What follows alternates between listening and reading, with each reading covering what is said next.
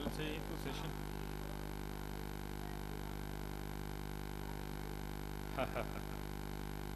ज़रूर।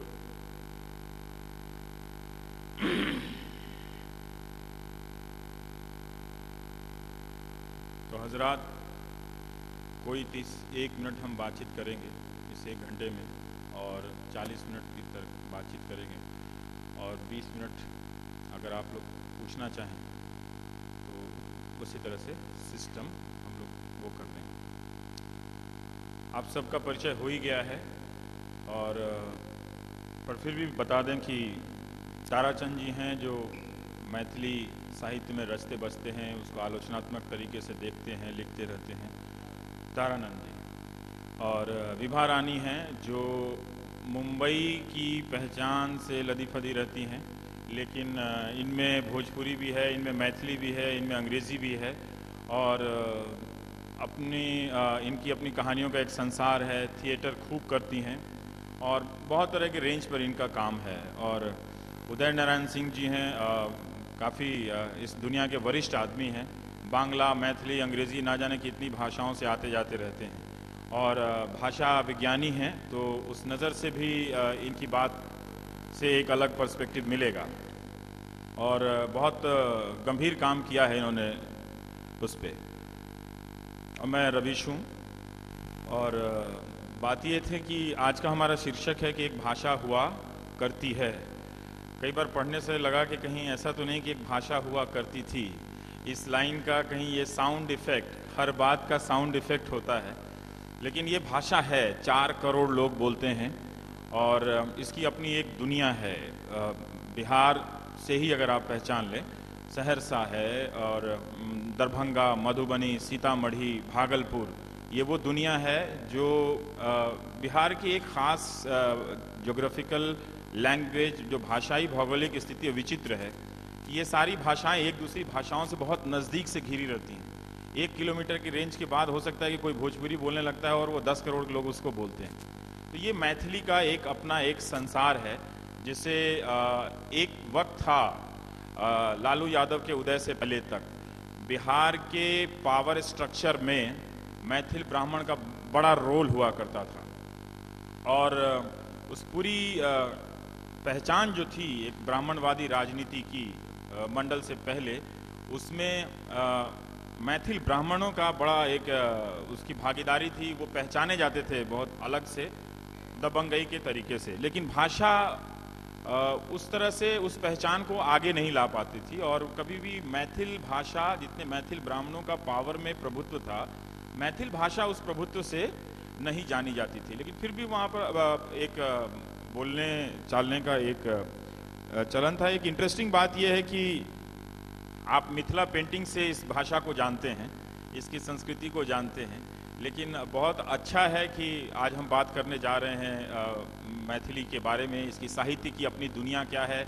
इसके अंतर विरोध क्या हैं, और आप क्या जानना चाहेंगे, और आपको क्या पता चलना चाहिए कि मैथिली क्या है। तो एक प्राइमर के शक्ल में हमारी बातचीत आ जाए तो अच्छा है। और दो छोटी छोटी और बातें हैं कि इसकी अपनी राजनीतिक आकांक्षाएं कितनी अलग हैं। तारानंद जी बता रहे थे कि नेपाल में अलग मैथिली राज्य की मांग हो रही है भाषा के आधार पे, उसके भौगोलिक सीमा, राजनीतिक सीमा के भीतर बिहार में भी ये मिथिलांचल की एक मांग हो रही है।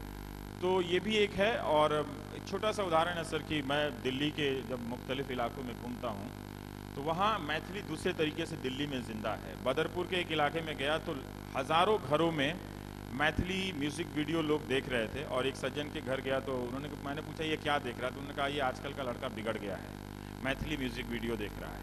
मैंने कहा अच्छा, हम लोग जब बिगड़ा करते थे तब हमारे बाप दादा, मेरे नहीं मतलब हमारे साथ के लोग, तो ये बोनी एम देख रहा है ना। तो ये मैथिली म्यूज़िक वीडियो भी एक पॉपुलर कल्चर है जो धीरे धीरे है, जो हमारे नोटिस में नहीं है।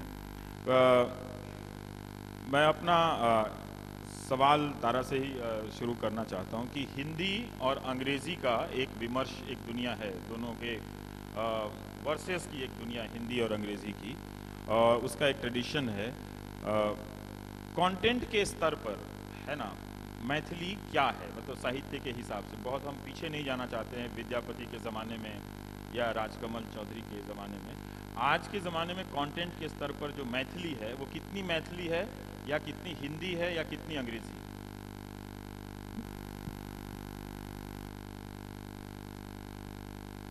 रवीश, आज मैथिली साहित्य न केवल लिखा जा रहा है, वो पढ़ा भी जा रहा है, समझा भी जा रहा है, और लोग उसको जी भी रहे हैं।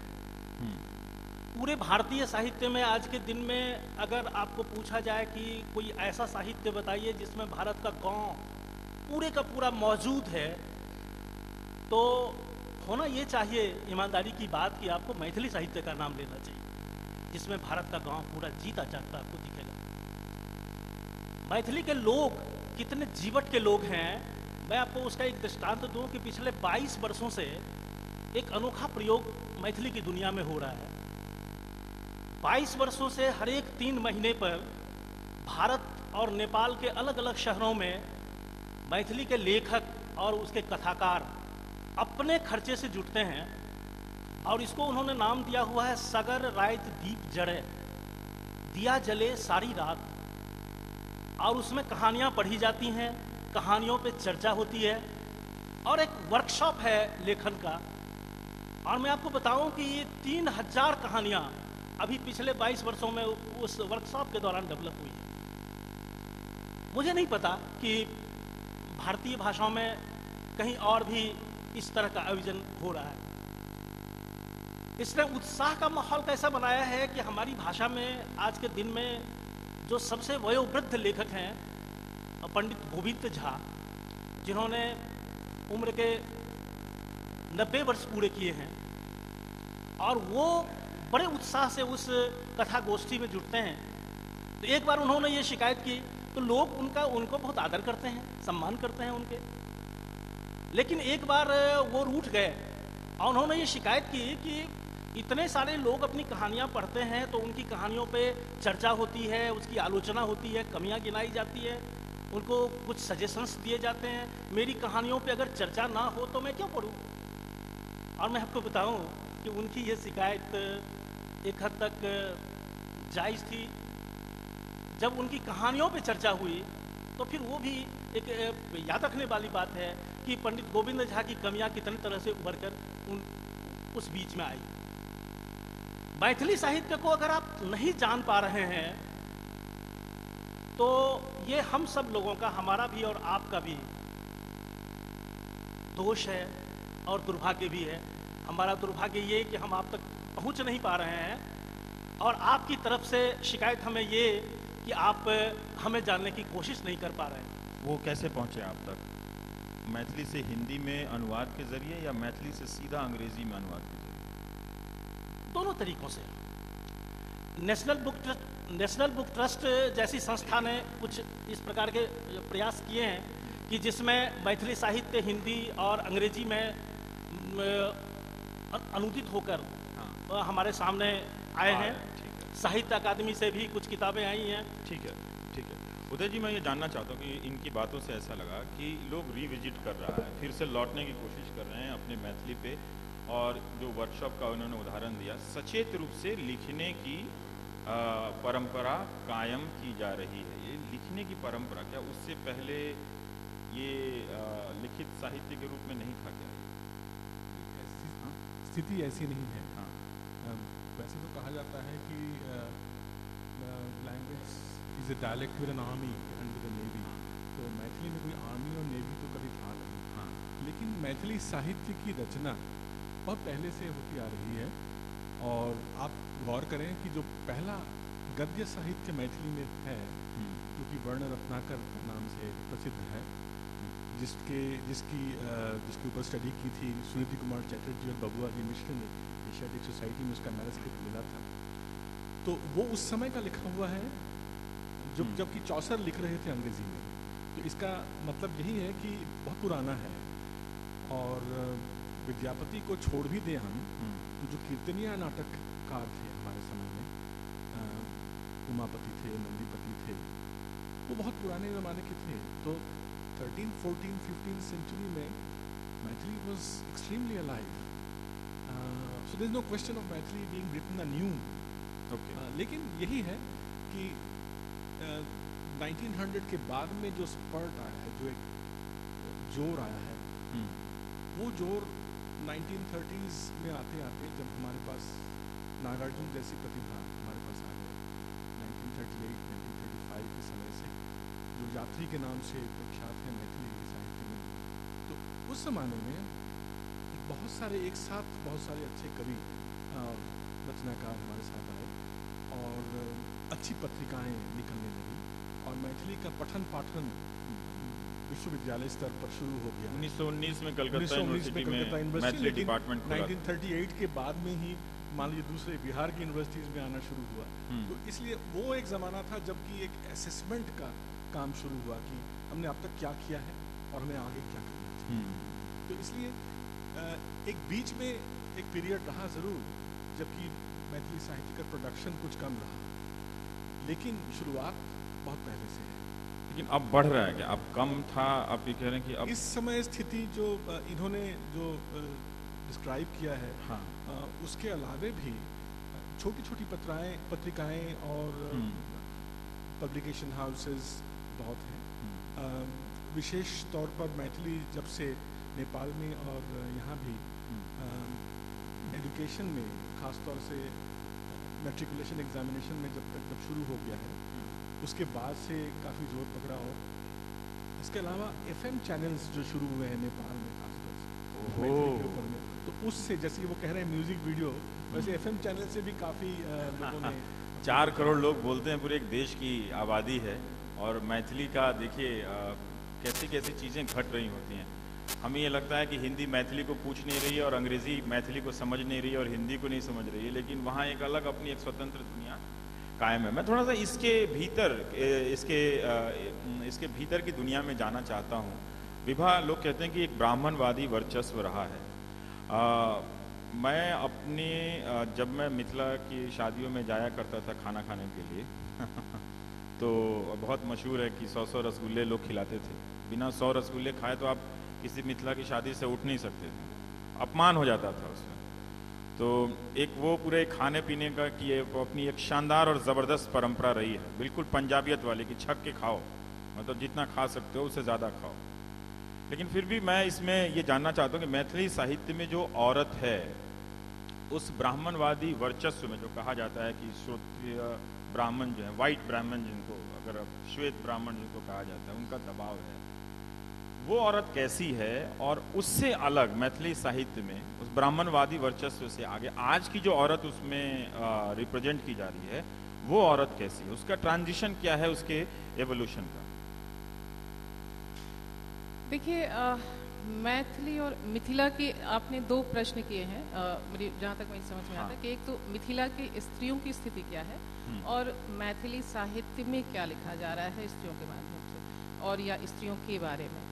मैं इसको अगर माइथोलॉजी में लेकर के जाऊँ तो मैं सबसे पहले इसे सीता से जोड़ती हूँ। और सीता एक ऐसी मैथिल ललना हुई, मैथिल लड़की हुई जिन्हें एक साथ अपने पिता का ज्ञान मिला, जिसके कारण वो शिवधनुष उठा सकी, और उसके साथ साथ उन्हें अपनी माँ से घर गृहस्थी संवारने सजाने का और घर में कैसे रहते हैं, ससुराल में कैसे रहते हैं, उसकी एक सीख मिली, जिसके कारण वो आज सीता जगत जननी के रूप में मशहूर हुई। उसके बाद अगर आप आए हम विद्यापति के रूप में, उसके बाद आप आए तो मंडन मिश्र का शास्त्रार्थ जब प्रथम शंकराचार्य से हुआ और वो पराजित हुए तो उनकी पत्नी भारती मिश्र वो आगे आईं और उन्होंने कहा कि ये मेरे अर्धांग हैं, पति हैं, अभी आधा हिस्सा है, अभी अर्धांगिनी बाकी है और पहले मुझसे शास्त्रार्थ करें। और उन्होंने शास्त्रार्थ किया और उसके बाद उन्होंने शंकराचार्य को पराजित होना पड़ा। उसके बाद आइए 14वीं शताब्दी में विद्यापति ने अपनी नायिका को एक प्रगल्भता दी, एक ऐसा उन्मुक्त रूप दिया जिसके बारे में आज जब हम बात करते हैं तो हमें कहा जाता है कि महिलाएं ऐसी हैं, महिलाएं उच्छृंखल हो रही हैं और बहुत खुल करके बातें कर रही हैं। विद्यापति ने अपनी नायिका को विपरीत रति तक की आज़ादी दी उनकी रचनाओं में विपरीत रति का वर्णन है। विपरीत रति अगर आप नहीं समझते हो तो शायद वो ये है कि opposite position in sexual act. ये इस स्थिति को विद्यापति ने अपने समय में 14वीं शताब्दी में उसको उन्होंने वाणी दी। उसके बाद आइए अगर आधुनिक लेखन में, तो हम शुरू करते हैं लिली रे से। लिली रे आज की आधुनिक सबसे मशहूर और सबसे प्रगल्भ और सबसे उन्मुक्त लेखक रही हैं। और उन्होंने पहली कहानी जब उन्होंने लिखी रंगीन पर्दा, उस समय का लेकिन मैथिल समाज जो बदला और उस मैथिल समाज के बदलते स्वरूप में वो थोड़ी सकुचा गई और उसके कारण उन्होंने अपना नाम बदल दिया। उनकी हिम्मत नहीं हुई कि वो लिली रे के नाम से उस कहानी को छपाएं। उस कहानी का शीर्षक था रंगीन पर्दा और उस कहानी में एक सास और दामाद के संबंधों की कहानी थी। वो तो उस सास और दामाद के संबंध की कहानी थी। ये संबंध प्रेम संबंध किस तरह से? ये प्रेम संबंध, आप इसे विवाहित संबंध आप कह सकते हैं। तो उस संबंध की कहानी थी। उस समय उनकी हिम्मत नहीं हुई, उस कहानी को उन्होंने कल्पना शरण के नाम से उसको छपाया। उसके बाद उन्होंने एक और कहानी लिखी वसंत आने से पहले, जिसमें एक डॉक्टर, महिला डॉक्टर है, लेडी डॉक्टर की प्रेम कहानी है जो अपने से कम उम्र के लड़के से प्रेम करती हैं और बाद में उस लड़के की भलाई के लिए अपने पति के साथ वो चली जाती हैं। तो ये एक प्रेम का एक ये रहा। टोकना चाहता हूँ कि जी, मेरा जो सवाल था, मतलब अब ऐसा लग रहा है कि जो मैथिली साहित्य की औरत है वो सबमिसिव नहीं है, वो दब्बू किस्म की नहीं है। तो वैसा नहीं हुआ जो एक ब्राह्मणवादी परंपरा में और जगहों पर हुआ, वैसा नहीं हुआ। नहीं, देखिए ये मैं कभी उसका सबमिशन हुआ कि नहीं साहित्य? एक स्थिति एक सबमिशन हाँ, ये है। हाँ, अब मैं अपनी कहानी पे आती हूँ। हाँ, मेरी जो पहली कहानी थी कौवा हथनी, हाँ, उस कौवा हथनी की कहानी आप देखेंगे उसमें नायिका एक शब्द भी नहीं बोलती है। ये मिथिला की एक स्थिति है और एक स्त्री की स्थिति है कि वो उसके बोलने के लिए पूरा समाज बना हुआ है, उसे ही आज़ादी नहीं मिलती कि तुम अपनी बात बोलो।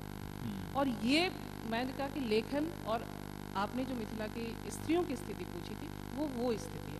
वही स्थिति मेरी दूसरी कहानी है जो रहत साक्षी छठघाट, रहे साक्षी छठघाट, उसमें भी वही है कि 10 महीने की उम्र से लेकर के 16 साल की लड़की तक उसकी 3 शादियां हो जाती हैं, विधवा हो जाती है, पुनर्विवाह हो जाता है, सारी चीज़ें, लेकिन उसके मुंह से एक आवाज़ तक नहीं निकलती कि मेरे साथ ऐसा क्यों हो रहा है। तो ये जो स्थिति है ये मिथिला की स्थिति है। लेकिन इसके साथ साथ कि चूंकि बहुत दबा हुआ है तो वहीं से तो ये हुआ क्यों होगा? ये हुआ क्यों होगा उदय नारायण जी? अगर वो मंडन मिश्र की अर्धांगिनी है, शंकराचार्य को चुनौती दे रही है, फिर वो विभा रानी तक आते आते वो चुप क्यों हो जाती है? दोनों रियलिटीज वेरी इंपॉर्टेंट। मैं इसलिए पूछ रहा हूँ, कहीं कोई इसका पॉलिटिकल राजनीतिक मतलब तो नहीं है इसका, मतलब उस एनवायरनमेंट से तो कोई मतलब नहीं। मैं समझता हूँ इसका एक सीधा संबंध भाषा से। आप गौर करें तो जैसे हिंदी में हम सेकंड पर्सन सिंगुलर आप ले लें, थर्ड पर्सन सिंगुलर, आप सेकंड पर्सन सिंगुलर में लेंगे तो आप देखेंगे तू तुम आप 3 स्तर हैं। मैथिली में जो सूरज झा ने दिखाया है 7 अलग स्तर हैं।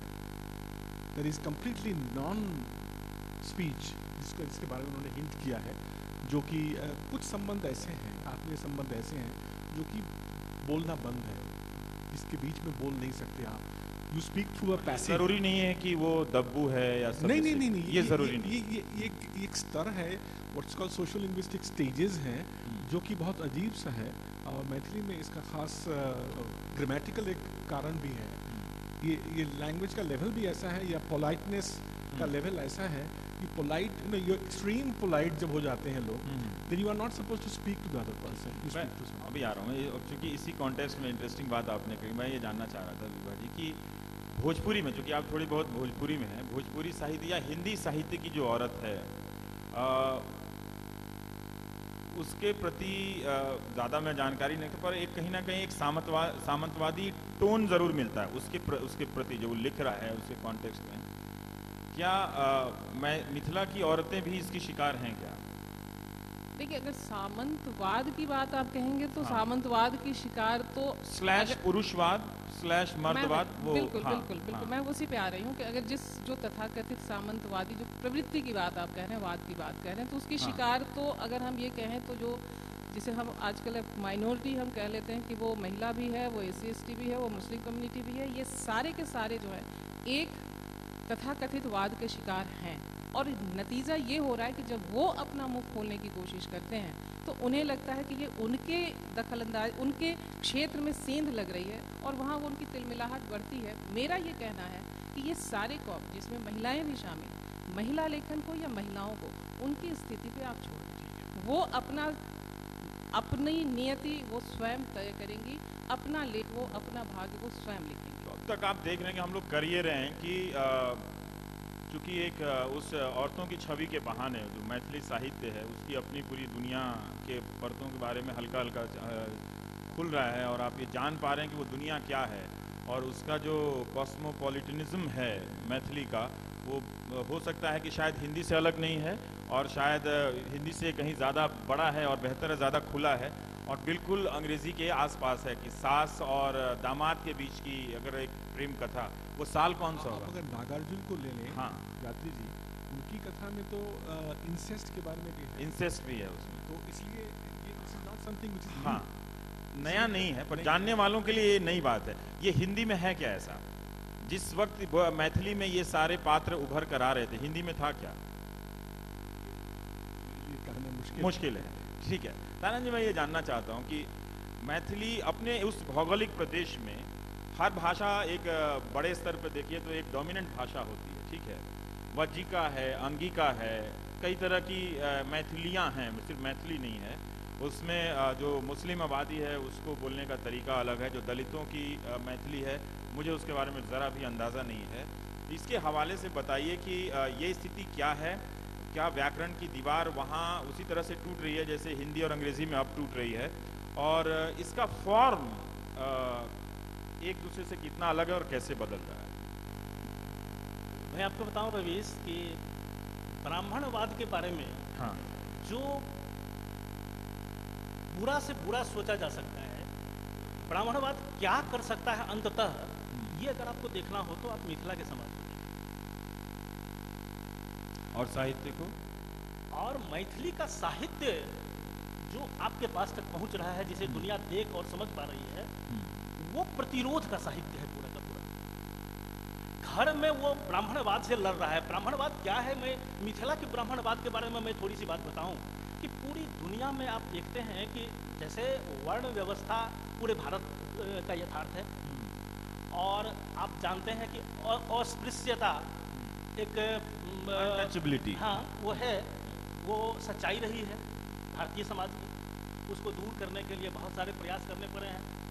क्या आप यकीन करेंगे कि एक आप अपने देश में कुछ ऐसे भी ब्राह्मण हैं जिनके लिए दूसरे ब्राह्मण दलित की तरह हैं, उनका छुआ हुआ पानी वो नहीं पीते, ऐसे भी ब्राह्मण हुआ करते हैं। और वो साहित्य में कैसे और- रिफ्लेक्ट होता है? और साहित्य उनके लिए मैथिली कोई साहित्य नहीं है। मैथिली में वो नहीं लिख सकते। हमारे यहाँ आप देखेंगे कि 14वीं शताब्दी में विद्यापति ने काम किया। विद्यापति ने प्रतिरोध किया अपनी व्यवस्था का। उनके समय में जो संस्कृति थी, जिनका वर्चस्व था, वर्चस्व के प्रतिरोध से विद्यापति का साहित्य जन्मा है। आपको मैं बताऊं कि विद्यापति ने जो गीत लिखे, आधुनिक भारतीय भाषा में साहित्य रचना करने वाले भारत के पहले आदमी विद्यापति हैं। आप तुलसीदास को जानते हैं, कबीरदास को जानते हैं, सूरदास को जानते हैं, आप चंडीदास को जानते हैं या शंकर देव को जानते हैं, ये सब लोग उनके बाद हुए। उन्होंने पहली बार ये किया कि आधुनिक भारतीय भाषा में ये कॉन्फिडेंस पैदा किया कि उनमें साहित्य लिखा जा सकता है। और उस विद्यापति ने स्त्री की पीड़ा का, आप कह सकते हैं कि वो महाकायक थे। स्त्री की पीड़ा का वो, और उनके समय में मैं आपको बताऊं कि ब्राह्मणवादियों ने उनके विरुद्ध में जितने प्रकार के आक्षेप किए, प्रहार किए, वो सब इतिहास का हिस्सा है। ये डिफरेंस मुस्लिम जो मैथिली बोलते हैं, शकील अहमद जो मैथिली बोलते हैं, कीर्ति आज़ाद जो मैथिली बोलते हैं, और जो वहाँ का जो दलित है वो मैथिली बोलता है, उसका एक छोटा सा उदाहरण देकर बताएं कि ताकि अंदाज़ा हो कि मैथिली के भीतर की दुनिया कितनी विविधताओं से भरी है। मैथिली में बहुत सारी विविधताएं हैं। वहाँ पहले तो आप देखेंगे कि 4 करोड़ की आबादी में मैथिली की कम से कम 10 बोलियां हैं। अलग अलग तरह से अलग अलग लोग उसको बोलते हैं। तो कुछ तो भाषाई भिन्नता है भूगोल के दृष्टिकोण से। अगर मधुबनी जिला का कोई आदमी बोलेगा भ गेले, तो सहरसा का आदमी बोलेगा भै गेले, और बेगूसराय का आदमी बोलेगा होय गेले। मुझे कहानी याद आती है कि वो भागलपुर विश्वविद्यालय में प्रोफेसर हुआ करते थे कि जिनको उन्होंने मधुबनी का कोई स्टूडेंट था वहाँ, जिसने उनसे पूछा कि मुझे आप शुद्ध मैथिली बोलना सिखा दीजिए। हाँ, तो उन्होंने कहा कि तुम जो बोल रहे हो वो शुद्ध मैथिली है। भागलपुर के लोगों को उन्होंने कहा। अब जैसे हमारे यहाँ देखें कि मुसलमान जो बोलते हैं उसमें आप अवधी का पुट पाएंगे, और जो हमारे यहाँ ये ओबीसी के लोग बोलते हैं, दलित बोलते हैं, उनकी भाषा ब्राह्मणों की भाषा से अलग है। और मैथिली साहित्य इन तमाम चीजों के प्रतिरोध में खड़ा होती है। मैथिली साहित्य की नेशनल आइडेंटिटी क्या है? इसकी नेशनल आइडेंटिटी क्या है? नेशनल स्ट्रगल क्या है? जैसे हिंदी की अपनी एक सेल्फ आइडेंटिटी है कि बहुत नेशनलिस्टिक समझती है, मार्जिन की एक भाषा समझती है, उसको लगता है कि हम गांव खेत खलियानों की बात करते हैं। मैथिली की ऐसी कोई पहचान है क्या? देखिए, मैथिली की अपनी एक पहचान तो है और उसका अपना एक स्ट्रगल रहा। हम ये कह सकते हैं कि जिन्हें तथाकथित रूप से मैथिली भोजपुरी को बोली कह दिया गया, सबसे पहले तो मैं इन्हें बोली नहीं मानती हूँ। ये भाषाएं ही रही हैं। इन्हीं भाषाओं से निकल करके आज एक हिंदी भाषा निकली है, आई है, और बहुत समृद्ध अपनी पहचान के कारण, अपने काम के कारण समृद्ध हुई और एक स्थान उसने हासिल किया है। मैथिली उस स्थान पे है और पहले से बनी हुई है। सवाल ये है और स्थिति ये है कि चूंकि उसे लोगों ने प्रांतीयता से जोड़ दिया है कि मैथिली एक खास क्षेत्र की भाषा है और इसलिए वो वहीं तक की सीमित है। इस तरह की बात नहीं। आज जो कॉन्सेप्ट बन गया है local in global and global in local, तो मैथिली पूरे विश्व स्तर तक पहुंच चुकी है और ये उसकी अपनी पहचान। उदय जी, इसी के निरंतरता में जानना चाहता हूँ कि प्रांतीयता से जोड़ा गया है, पर शायद इसके इमेज को बदलने में जो मैथिली डायस्पोरा है, जो बाहर जाके लोग बस गए, और जो हिंदुस्तान में ही जो दरभंगा मिथिला के रेंज से जो बाहर आकर बस गए हैं, उन लोगों ने मैथिली की आइडेंटिटी को किस तरह से बदला है? जैसे आप सीधा मिथिला से नहीं आए हैं, आप भी सीधा नहीं आई, आप बॉम्बे के फ्लाइट से आई हैं, हाँ, और चेन्नई से आ रही हैं, और आप भी शायद कलकत्ता से आ रहे होंगे या मैसूर से आ रहे होंगे या दिल्ली से आ रहे होंगे। मैं तो शांति निकेतन से आ रहे हैं। एक फ़र्क ये पड़ा कि मैथिली की भाषा को आगे बढ़ाने में, जैसा आपने पूछा है, बाहर वालों की बहुत बड़ी कंट्रीब्यूशन रही है। ख़ास तौर से मैथिली आंदोलन जब शुरू हुआ तो जोर पकड़ा बाहर के शहरों ने, जो कलकत्ता में आके बैठ गए और जो बाहर बॉम्बे में जाके रह गए या और जगहों में रह गए, उन्होंने बहुत महत्वपूर्ण कंट्रीब्यूशन मैथिली के लिए किया। जैसे सबसे पहली पत्रिका जब आई थी, जयपुर से आई थी। अच्छा, अरे इस बात के लिए तो ताली बजा दीजिए आप। क्या बात है, अब आप शानदार।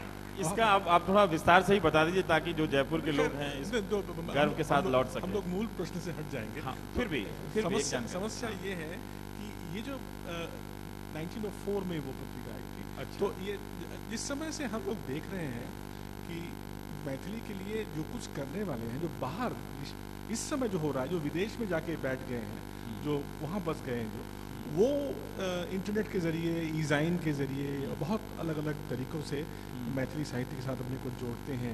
और मैथिली ब्लॉग्स, मैथिली की जो पत्रिकाएं हैं, वो उसमें बहुत रुचि लेते हैं। और मैं तो समझ, जिस पत्रिका का संपादन मैं अभी करता हूँ, मिथिला दर्शन, जो कि मेरे पिताजी करते थे, 40 साल तक उन्होंने किया है, 1954 से। इस समय जो हम लोग बेचते हैं, ख़ासतौर से 5 या 10 हज़ार तक हम लोग इसकी बिक्री है। तो ये बेचना संभव इसलिए है कि इंटरनेट के ज़रिए से हम लोगों ने बहुत अपना प्रचार प्रसार किया है। या इसी तरह से गजेंद्र ठाकुर जी जो दिल्ली से काम करते हैं, उन्होंने भी अपना इंटरनेट के ज़रिए विदेह जो मैगज़ीन है उसका काफ़ी प्रचार प्रसार किया है। तो एक तो ये कि दिल्ली, बम्बई, कलकत्ता, बाहर के लोगों ने बहुत कुछ कंट्रीब्यूट किया है मैथिली के उन्नयन के लिए, क्योंकि उनको बाहर आके ये लगा कि अपनी भाषा के लिए कुछ करना चाहिए। दूसरा एक बात और है कि जैसे नेपाल के जो मैथिली भाषी हैं उन्होंने भी बहुत सारा अपना योगदान इसमें किया है। खास तौर से ये तो अनफॉर्चुनेट मामला है कि 1816 में the treaty of Sugauli divided part of Mithila went to Nepal 1816 के बाद में, और 1860 में और सारा रीजन, खासतौर से 1857 की सिपाही म्यूटिनी में जो उन्होंने कंट्रीब्यूट किया, नेपाल किंग ने कंट्रीब्यूट किया है to help the British. As a reward उन्होंने मिथिला का और बहुत कुछ अंश नेपाल को दे दिया। तो इसलिए जो कहा जाता है कि नेपाल का सबसे बड़ा second minority language, second big language is Maithili, वो यही कारण है कि बहुत सारा अंश मिथिला का जो है उस ट्रीटी के वजह से नेपाल में चला गया। विभा, मैथिली का पॉपुलर कल्चर क्या है जो आज का है एफएम के कॉन्टेक्स्ट में, अगर आप थोड़ा बता दें। फिर एक सवाल तारा जी से करेंगे, फिर दर्शकों के पास चले जाएंगे, श्रोताओं के पास।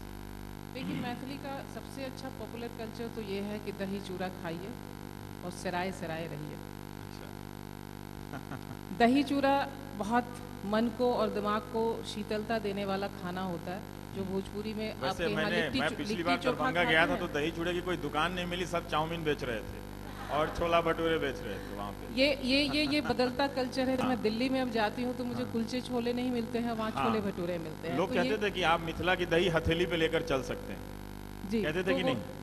तो वो मिथिला का जो पॉपुलर कल्चर है कि दही चूड़ा खाइए, जैसे आपने कहा कि 100 रसगुल्ले जब तक आप खाएंगे नहीं तो आपकी मेहमान नवाजी आपकी पूरी। जो मिथिला म्यूजिक वीडियो है, ये सब जो दिल्ली में एक मिथिला चैनल, मैथिली का एक चैनल चलता है, न्यूज चैनल, और उसकी पूरी अपनी एक ज्योग्राफिकल डिस्ट्रीब्यूशन है, उसका एक खास तरह के लोग हैं, उसका पॉप कल्चर क्या है? ये पॉप कल्चर में आज विद्यापति भी पॉप उसमें आ रहे हैं। विद्यापति भी पॉप हो गया, विद्यापति भी पॉप हो गए। आयल ऋतुपति राज बसंत, हम लोग को पढ़ाया जाता था, मैंने बसंत की इतनी, अगर मैं सही हूँ तो इतना शानदार और सुंदर स्वागत कम कविताओं में हुआ होगा। और फिल्म के माध्यम से और लोक गीतों के माध्यम से जो है, जो कल्चर जो है, जो मिथिला का कल्चर एक पॉपुलर कल्चर में आ रहा है, और वो एक संघर्ष जारी है कि हमें जो मेन स्ट्रीम पॉप कल्चर है उसमें हमें आना है, और वो उसमें वो आ रही है। एक मैथिली का रॉक बैंड हो ही जाना चाहिए। एक इसमें से जोड़ना चाहूँगा, जैसे 14 और 15 सेंचुरी में मल्ल राजा हुआ करते थे, और मल्ल राजा के ज़माने से मैथिली संगीत, गीत संगीत के बारे में उन्होंने जिक्र किया है, तो उसकी इतनी जनप्रियता थी, लोकप्रियता इतनी थी कि उस समय जो नाटक हुआ करते थे, उस समय के नाटक के खेलने वाले आते थे तेलंग देश से, तो नहीं, जो तेलुगु भाषी, और उस समय जो म्यूज़िक था, उस म्यूज़िक में योगदान रहता था कर्नाटक देश का, और गीत जो होता था, शब्द जो होते थे वो मैथिली के होते थे, और उसको देखने वाले नेपाल और मिथिला के। और ये नाटक आज के हिसाब से कहाँ खेला जाता था? ये तो खैर उस जमाने के दरभंगा मतलब लोगों को भी इस समय नाटक भी बहुत पॉपुलर है। नहीं, वो नाटक जब उस वक्त था दरभंगा मिथिला के रीजन में खेला जाता था। नेपाल में भी नेपाल में भी उसमें तेलुगु के कलाकार आते थे हिस्सा लेने के लिए, और कर्नाटक से कलाकार ले आते थे। और आप एक चीटिंग हो रही है, बांग्ला की बात नहीं कर रहे हैं आप इसमें। बंगाल मिथिला को नहीं, बंगाल का कंट्रीब्यूशन, हमारे घर वाले नाराज हो जाएंगे घर वाले। कंट्रीब्यूशन तो इसमें है ही, इसमें कोई शक नहीं है, क्योंकि जो दरभंगा जिसके बारे में हम जिक्र कर रहे हैं उसको द्वार बंग कहा जाता है। द्वार बंग कहा जाता था। हिंदीआइजेशन, हिंदीकरण कितना हुआ है मैथिली का? आपने माइक उठाया था बांग्ला के संदर्भ में बोलने के लिए। मैं सबसे पहले तो जयपुर के संदर्भ में बताऊं, और बहुत कृतज्ञता के साथ इस बात का जिक्र करूं कि हमारे यहाँ जो मैथिली पत्रकारिता की शुरुआत होती है वो जयपुर से हुई है। और यहाँ पे ताली बजाइए। राज दरबार में महामहोपाध्याय विद्यावाचस्पति मधुसूदन ओझा हुआ करते थे। यहाँ वो राजा के गुरु थे, जयपुर के नरेश के गुरु थे, और उन्होंने पहली पत्रिका मैथिल हित साधन नाम से निकाली थी 1905 में। वो पत्रिका 3 साल चली। आधुनिक युग का श्री गणेश होता है उस पत्रिका के साथ। और फिर दूसरा दौर शुरू हुआ कि जब 1920 में एक पंडित रामचंद्र मिश्र जैन हुआ करते थे, कोई पटना वटना में नहीं होता था और मैथिली के लिए कुछ करने ये वाला? दूसरा दौर भी जयपुर से शुरू। देखिए मैथिली में जो कुछ भी हुआ है वो मुख्य रूप से जो मैथिली से बाहर, मिथिला से बाहर निकलने के बाद हाँ, लोगों की को बात। अपनी एक ताकत का एहसास हुआ है और उसमें लोगों ने वो ताकत। काम किया है। और वो वही, और वो जो जहाँ जाते हैं, जिस डायस्पोरा और जिस सबाल्टर्न कल्चर की बात आप कह रहे हैं कि उसको लेकर के लोग गए हैं। जैसे सामा चकेवा एक बहुत मिथिला का सामा एक- चकेवा भाई जी, बहन का भाई बहन का के उत्सव जो प्रेम का जो एक उत्सव है, ये हर जगह नहीं है। जहाँ तक राखी मेरी बांध के जानकारी- मनाते हैं? नहीं, राखी बांधना, राखी बांध दिया और नेग ले लिया, ये एक अलग हो गया। हाँ। भाई दूज के दिन तिलक लगा लिया, बहनों ने नेग ले लिया, ये अलग हो गया। लेकिन सामा चकेवा जो है वो मिथिला में लगातार 10 दिनों तक खेला जाने वाला एक लोक उत्सव है। लोक जिस- उत्सव है, लोक भाई उत्सव बहन के है, लिए। जो बहनें अपने भाई के मंगल कामना के लिए करती हैं और इतनी कामना और करती इसमें हैं। भाई कैसा है? प्रोटेक्टर है राखी वाला? नहीं, राखी भाई वाला के साथ भाई है या प्रोटेक्टर दूसरे नहीं तरह है, का? वो उसका ये है कि अगर मेरे माता पिता के बाद तुम ही हो जो मायके में मेरी एक दोस्त है, एक मतलब दोस्त आपके है, और भाई मेरे दोस्त मायके, है। हाँ मायके में ये रख सकते हो कि तो फिर जैसे राखी वाले से तो अलग है ना कि वो राखी प्रोटेक्टर वाले वाला से नहीं है बिल्कुल कि- अलग। मैं उसकी 2 लाइन आपको मैं हाँ। उसको सुनाना उसका चाहूँगी हाँ, अच्छा कि उसमें एक जो बहन की जो अपनी कामना है भाई के प्रति कि भाई जुआ खेल रहा है, मैं उसके बाद वो 2 लाइन आपको सुनाऊंगी। भाई जुआ खेल रहा है और बहन जो है वो परेशान है और उसकी इस बात से भाई इरिटेट हो रहा है और वो कहता है कि तुम रो मत, मैं अपनी सारी आधी संपत्ति तुम्हें दे दूंगा। बहन कहती है मुझे तुम्हारी संपत्ति की ज़रूरत नहीं है, वो तुम्हारी लक्ष्मी है, मुझे तो तुम बस एक साड़ी और एक मिठाई दे दोगे तो वो मेरे लिए काफ़ी है। तो ये जो प्रेम और बलिदान है भाई के लिए, वो 4 लाइन को उस सामा चकेवा में वो गीत गाया जाता है। मैं आपको बताती हूँ। सब आप इसमें नाम भी ले सकते हैं अपने भाई का और अपनी बहन का। जैसे मैं जैसे यहाँ आप रविश, अपने भाई, हाँ, मेरा नाम ले लीजिए। आपका ले, मैं ले लेती हूँ। ओही पार रविश भैया खेल ले जुआ सार, एही पार विभा बहिनी रोदना पसार। अब रविश भाई कहते हैं तो है रो रोदन मांगे बहिनी मोरो ना सोहाय, बाबा के संपत्ति आगे बहिनी यादा देबोगे बाँट। तो बहन कहती है बाबा के संपत्तियाँ हो भैया लक्ष्मी तोहार, हम दूर देसनी हो भैया गठरिया के रे आस। वाह, शानदार। वैसे आपके रवीश भैया को जुआ खेलने नहीं आता, ताश भी खेलने नहीं आता। हम चेन्नई चले जाएंगे। ठीक है, तो हम सामा चकेवा किसी और तरीके से खेल लेंगे। जिसके पास जैसा भी जिस तरह से माइक है, सवाल पूछना शुरू कीजिए। और जयपुर का बहुत बहुत शुक्रिया, मिथिला और मैथिली के इस योगदान। देखिए इतिहास कैसे वर्तमान में अचानक धम से आके खड़ा हो जाता है। हमने सोचा भी नहीं था कि इस तरह से। रवीश जी, जी मेरा प्रश्न उदय नारायण जी से, जी, उदय उदय नारायण जी नारायण से जी, है। हाँ। अभी तक हमने सुना था कि भाषा का कोई धर्म नहीं होता, भाषा की कोई जात नहीं होती, भाषा क्षेत्रीयता आधारित होती है। जैसे पंजाब की पंजाबी है, गुजरात की गुजराती है, मैथिली प्रदेश की मैथिली है, हिंदी हमारा एक प्रदेश है। सामंतवाद यहाँ भी रहा है, राजशाही यहाँ भी रही है। उसका प्रभाव संस्कृति पर पड़ सकता है, पहनावे पर औरतों के पड़ सकता है, परंतु भाषा पर इतना आपने बताया कि मैथिली में दलित की एक भाषा है, मुसलमान की एक भाषा है, ब्राह्मण की एक भाषा है। क्या यह अतिरेक मुझे लगता है या इसका वास्तव में है? तो इसका कारण मैं आपसे जानना चाहता हूँ कि इतना सामंतवाद इतना हावी कैसे रहा? वो वर्ण एक व्यवस्था इंडिया ऐसी वाला कितनी हावी डिस्कोर्स है, एक इंडिया वाला इंडिया एक है और फिर उस तरह का एक डिस्कोर्स उसके पृष्ठभूमि में पूछ रहे हैं। इसके तारा साथ- जी से आपका सवाल इस, था। हाँ। इसके साथ साथ मैंने आपको ये भी बताया था कि ये एक जमाने की सच्चाई थी जिसका प्रतिरोध मैथिली साहित्य ने किया। और आज हमारे यहाँ क्या हुआ है ना कि मिथिला के इतिहास में जब आप थोड़ा गहराई में जाएंगे, खंडबला कुल का शासन था जिसने इतना खंड बांट दिया मिथिला को कि टुकड़े टुकड़े में बांट के उन्होंने राजनीति की। ये कौन थे? वो खंडबला कुल के लोग श्रोत्रिय ब्राह्मण हुआ करते थे। और White ये Brahmin। जॉर्ज ग्रियर्सन ने लिखा है कि वो बहुविवाह की प्रथा इस तरह से उन ब्राह्मणों में थी कि ये मैं आपको 1878 की बात बता रहा हूँ कि 1878 ईस्वी में एक कोई बूढ़ा आदमी था, तो उसका नतीजा हुआ था कि 1755 लोग अनाथ हो गए थे। उनके बच्चे और नाती और पोते और ये सब 1755 लोग थे। तो ये जो यहाँ जिस से तरह- मिथिला ही चलिए, फिर वही इंटरेस्टिंग कहानियां हैं फिल्मों के लिए भी। इंटरेस्टिंग, क्या बढ़िया प्लॉट है, मतलब फिल्म के हिसाब से कि एक आदमी मरता और 1755 लोग अनाथ हो अनाथ जाते होते हैं। क्या बात है, मतलब ये बेकार ही इधर सलमान खान दबंग समंग बनाता रहता है, उसको कोई काम नहीं। अच्छा, सवाल छोटा छोटा पूछ अनाथ लीजिए। और सनाथ हाँ, की सवाल नमस्कार। छोटा छोटा प्लीज।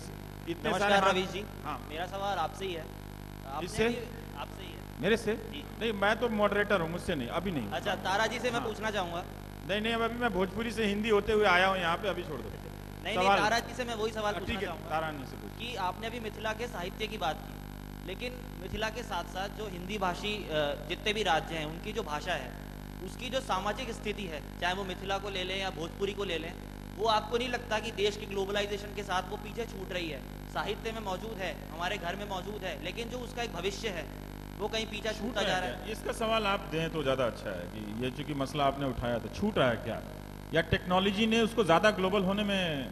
नहीं, असल में टेक्नोलॉजी के साथ भाषा का कोई विरोध नहीं है। टेक्नोलॉजी भाषा को और आगे ले जा सकती पर ये है। कह रहे हैं कि छूट गया है शायद उस। नहीं, मैं नहीं लगता, मुझे नहीं लगता है कि मैथिली उससे छूट गई है।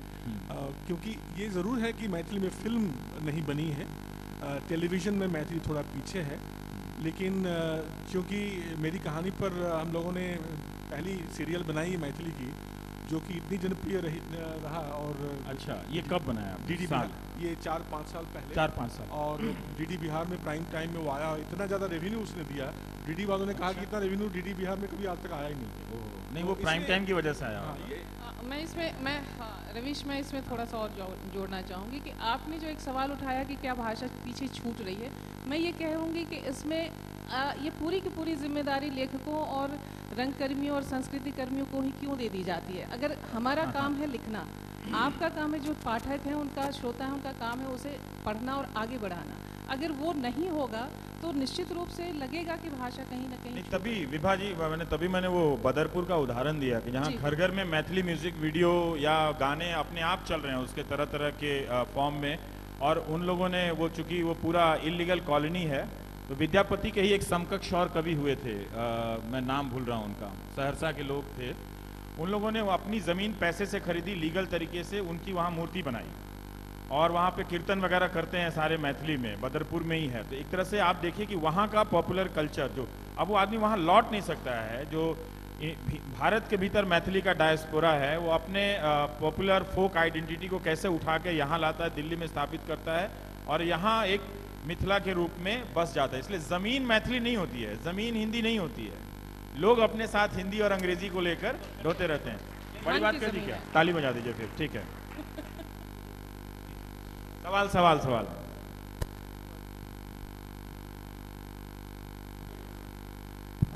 हेलो सर, मैं उदय नारायण जी से पूछना चाहूँगी कि आपने बताया कि मैथिली लोग काफ़ी काम कर रहे हैं मैथिली को आगे बढ़ाने के लिए, लेकिन ये भी चीज़ बहुत देखी जाती है, और मैं ये कि जो यहाँ आके कुछ दिन रह के दिल्ली या बड़े शहरों में लोग रह के वापस मिथिला जाते हैं, उनकी भाषा बदल जाती है, वो अपने बच्चों को मैथिली सिखाना नहीं चाहते। मैं पूछना चाहती हूँ ऐसा आजकल क्यों हो रहा है? जैसे लोग यहाँ से जो जाते हैं वो अपने बच्चे, आप देखिएगा वो वहाँ जाके बोलते हैं कि भाई जी एना किया मारता है हमरा, ऐसी चीज़ें होती है वहाँ जाके, लोग उनकी भाषा बदल जाती है। लोग शर्म क्यों कर रहे हैं मैथिली बोलने पे? मैं ये पूछना आपसे चाहूँगी। ये सवाल केवल मैथिली भाषी के लिए प्रयोज्य है ऐसा नहीं है। जो भारत के अन्य भाषा भाषी जो हैं, जो और कहीं जाके रह जाते हैं, उनमें उनकी भाषाओं में भी इतना परिवर्तन आता है, और जब वो वापस जाते हैं वो अपने को उस भाषा के साथ जोड़ नहीं पाते हैं, unless they keep in touch very regularly. साहित्य पढ़ते रहते हैं या गाना सुनते रहते हैं, या शादियाँ उनकी होती हैं यहाँ वहाँ, और वहाँ से उनके परिवार में नया संयोजन होता है। तो ये विदेश में जो जाते हैं रहते हैं उनके लिए भी होता है, और अन्य जगह में जाते और हैं वो उनके खुद भी लिए अपनी भाषा को अपने तरीके से बरतनी चाहिए। आप बोलिए उसको स्लैंग में डालिए, अंग्रेजी मैथिली मिलाकर बोलिए आराम से, जैसे मैं भोजपुरी हिंदी मिला के बोलता हूँ। और एक दूसरी बात भी होती है, दूसरी बात ये होती है कि जब हमें अपने आप पर, अपनी संस्कृति पर भरोसा नहीं होता, विश्वास नहीं होता, हमारी आइडेंटिटी अगर स्पष्ट नहीं होती ये है, बड़ा प्रॉब्लमेटिक एरिया में आप घुस रहे हैं तो उसमें। तो ये बात होती है। और मैं बताऊं कि अब आज माइक। के दौर में इसमें बहुत काफी हद तक सुधार हुआ है। चिराग। जैसे जैसे हमें आइडेंटिटी की का बोध बढ़ रहा है, तो वो अपनी भाषा को, अपनी संस्कृति को छोड़ना हमारा कम हुआ है। ठीक है, आप पूछ लें, फिर पीछे हाथ उठाएं। हाँ, दोनों, पहले आप पूछ लें। नमस्कार, मैं देर से आने के लिए माफ़ी चाहता हूँ, लेकिन सब्जेक्ट ऐसा है कि मैं एक भाषा के बारे में बात कर रहा हूँ। ब्रज भाषा किसी समय हमारे देश की लिंक लैंग्वेज हुआ करती थी। मैंने तात्या टोपे और महारानी झांसी और इन सब के पत्र पढ़े हैं। ठीक है, हाँ। तो आज ब्रज भाषा में आज भी 25 जिलों में बोली जाती है देश के विभिन्न प्रांतों ठीक में। है। तो उस भाषा के बारे में क्या सरकार से आप कभी मदद करवा सकते हैं, या आप कोई ऐसा प्रोग्राम चला सकते हैं जहां ब्रज भाषा को प्रचलित नहीं, किया प्रोग्राम बिल्कुल नहीं चलाऊंगा, मेरा चैनल बंद हो जाएगा, लेकिन उसको जरूर करूंगा। जो बात सच है वो सच है, मैं यहाँ झूठ नहीं बोलूंगा, लेकिन सरकार वाली बात को मैथिली से ही संबंधित रखते हैं इस बात को। हाँ, आपने कहा कि 4 करोड़ लोग मैथिली बोलते हैं। पूरा ठीक से नहीं गिना है, लेकिन है 4 करोड़। हाँ, अराउंड 4 करोड़ लोग बोलते हैं। और तारानंद वियोगी जी ने भी ये कहा कि एक प्रतिरोध का साहित्य रहा है, बहुत सालों से नहीं, एक एजेस से रहा है। तो वो प्रतिरोध जो हिंदी आइडेंटिटी का दिखता है, इतिहास में दिखता है। मैं इतिहास की छात्रा रही हूँ और आज मुझे बहुत बुरा लग रहा है कि मैं मैथिली लिटरेचर के बारे में कुछ भी नहीं जानती। तो मैं ये जानना चाहूँगी कि क्यों इतिहासकारों ने इस प्रतिरोध को क्यों नहीं अपनाया, क्यों नहीं लिया, सवाल है उदय वो जी। इंटरेस्ट क्यों नहीं है। आपका नाम? कनुप्रिया। कनुप्रिया का सवाल इस संदर्भ में भी इंटरेस्टिंग है कि जो हिस्ट्री राइटिंग है हमारे देश में, जो पूरा एक विमर्श चलता है, गांधीयन, नेहरू, अंबेडकर, भगत सिंह, उसमें लैंग्वेज के पर्सपेक्टिव से हिस्ट्री राइटिंग कम है। वो शायद इसीलिए एक मैथिली का क्या contribution as a language, Bhojpuri का क्या कंट्रीब्यूशन है एज ए लैंग्वेज, वो कम है। Actually, economic history of Mithila or political history of Mithila will have to be connected with literary history of Mithila. Somehow, this is a matter of chance that this has not happened, and it's not really a fault of Maithili writers. It's a fault of historians who did not access the Maithili literature into writing history. Interesting है कि सबऑल्टर्नाइजेशन होने के बाद भी history का उस language के, हालांकि शाहिद अमीन ने लिखा है, वो गान चौरी चौरा वाला है, उसमें एक भोजपुरी का आता है, लेकिन फिर भी बाकी और का कम हुआ है, बहुत कम हुआ है। मुझे इसमें एक बात ये भी नज़र आती है कि लोगों ने, और खास करके हिस्टोरियंस ने, मैथिली को अब तक एक बोली का ही दर्जा बना करके छोड़ दिया था, हमारे तमाम कहने के बावजूद कि मैथिली फुल फ्लेजेड लैंग्वेज है, और इसको न स्वीकारते हुए उसे एक केवल बोली के रूप में मान लिया गया था, जिसका नतीजा ये हुआ कि हिस्टोरियंस ने मैथिली को एज ए भाषा जो है बहुत वो नहीं देखा।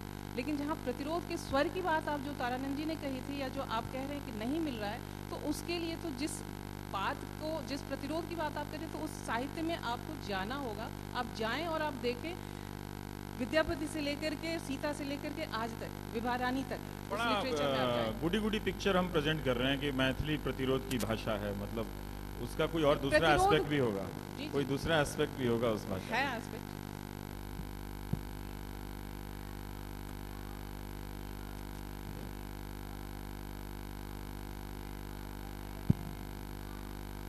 ये जो बाइनरी है, बहुत अच्छा सवाल है।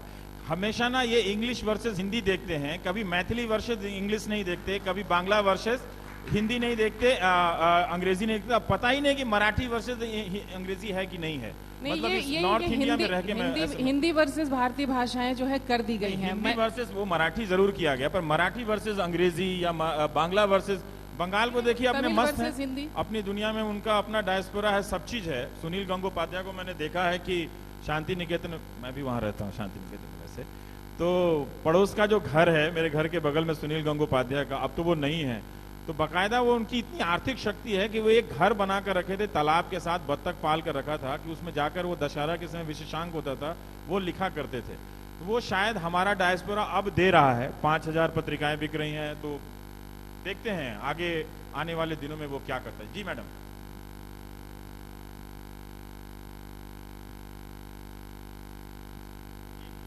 मिनट रखेंगे, आप फिर से कुछ गा दीजिएगा रवीश भैया। मेरा सवाल विभा रानी जी से है।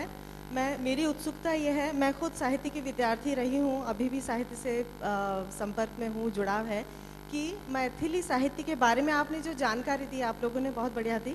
मेरी उत्सुकता इस बात में है कि क्या कोई पॉपुलर कल्चर, जो रवीश जी ने पूछा था, क्या कोई ऐसी रिवाज, ऐसी परंपराएं मैथिली साहित्य में आप देख पाती हैं जो स्त्री पुरुष के बीच बराबरी की बात करती हो? जैसे आपने बहन भाई के उसका तो आपने गाकर भी सुनाया इसको, क्या इसके समकक्ष कुछ इस तरह की रिवाजों को आप देख पाई हैं या उनको आप रेखांकित कर पाई हैं? दूसरी बात, एक सेकंड, दूसरी बात ये भी कि ये होता, मैं इसलिए भी सवाल उठा रही हूँ कि ये हिंदी साहित्य में भी जब माँ पे कविताएं लिखी जाती हैं, वो कविता बहुत अच्छी होती है, लेकिन अल्टीमेटली हम प्रच्छन्न रूप से जिस प्रकार एक माँ के रूप को या स्त्री के इस तरह के त्याग, करुणा वाले रूप को बहन कामना करेगी, क्या आप कुछ मतलब देख पाई हैं?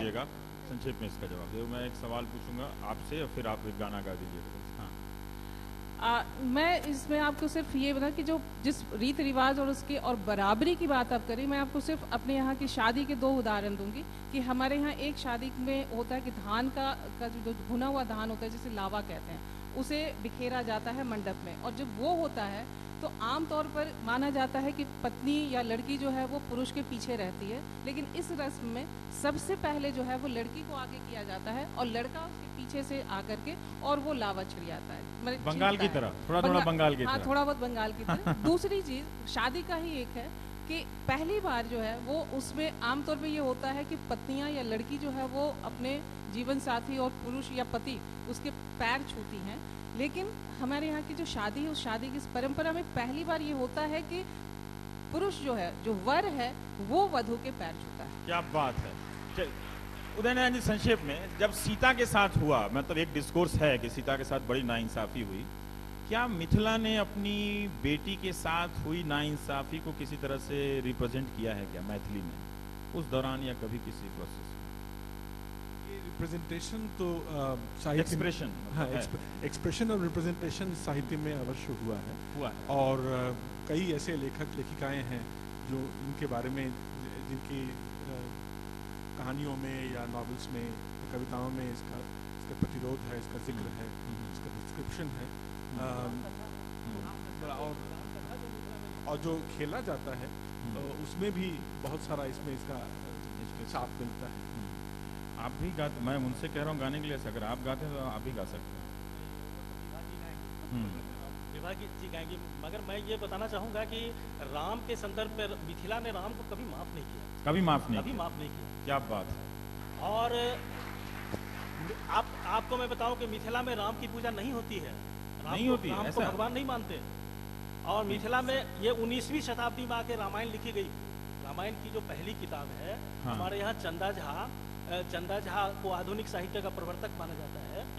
उन्होंने ये मिथिला भाषा रामायण की रचना की और उनके साथ राम कथा मिथिला में घुसी, तब से पूजा होने लगी राम जी, तब से। और पहले जमींदारों ने ठाकुरबाड़ी बनाई।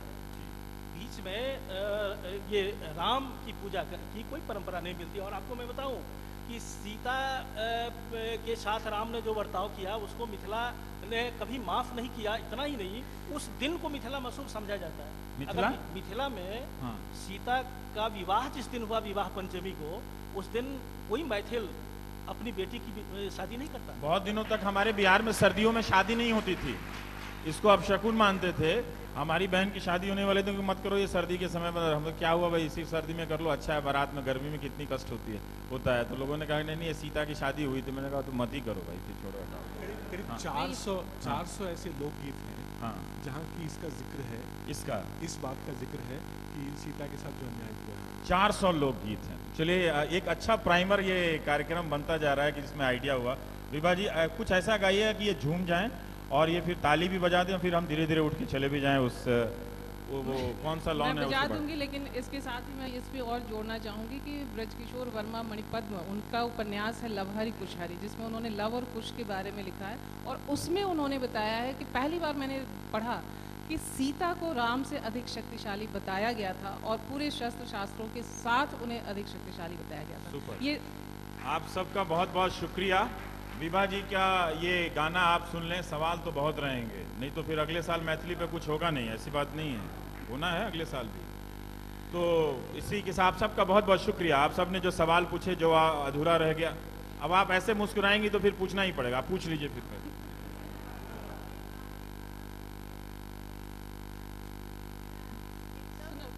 तो वो सुना दीजिए ना। अच्छा, कोई फरमाइश है? नहीं, आप फिर से बताएं, फिर से बता दें।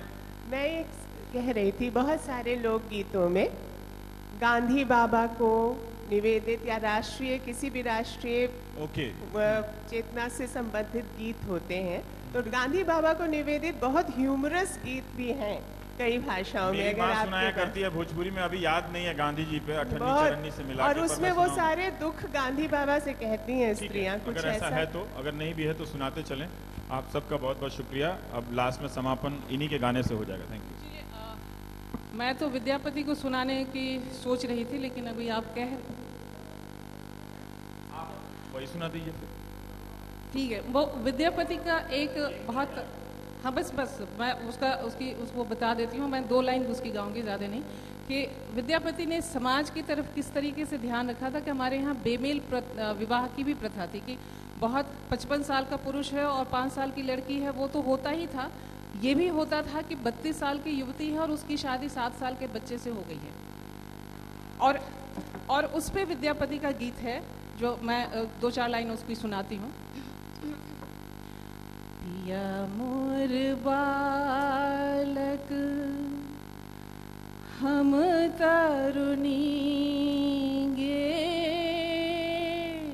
पिया मोर बालक हम तरुणी गे,